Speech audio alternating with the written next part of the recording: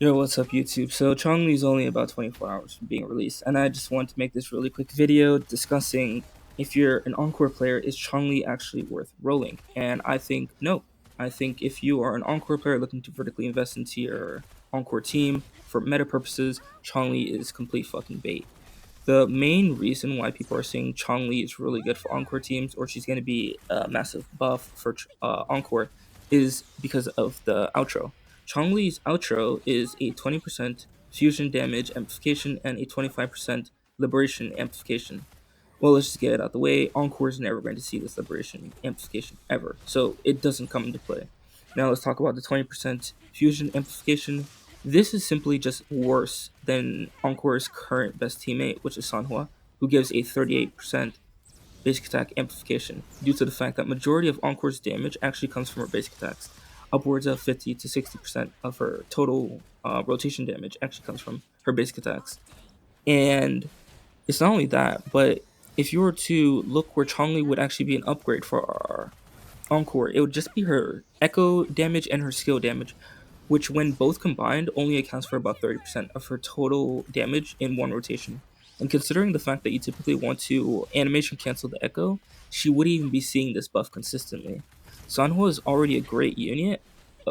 She's already a great unit, and she's also a carrier of the Moonlight Cloud set, which gives you a 23% attack bonus and a 12% damage bonus for Encore, comparatively to Changli, who's going to typically be building a little bit more selfish with the fusion set to maximize her own damage. And obviously, the rotation with Changli is just absolutely disgusting. It's upwards of 30, 33 seconds, 35 seconds.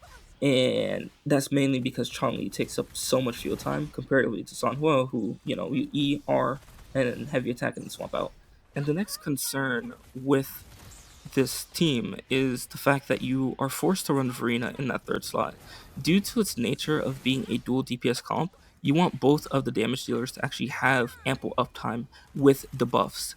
And the issue comes into play whenever you realize that Baiji's buffs only last about 15 seconds, and Changli is taking up 15 of those 30 seconds that you need for both of your DPSs, which means that Encore doesn't actually get any of that buff. So you're kind of just dealing negative damage on Encore, or at least significantly less comparatively to if you were running Sanhua with a Baiji or a Verena. And the last concern is actually going to be with the banner. These are the 4 stars on Changli's banner. It is going to be Mortefi, pretty good if you are close to sequence 4. I would suggest rolling. Otherwise, is Tauchi, absolutely dog shit, nothing else to say.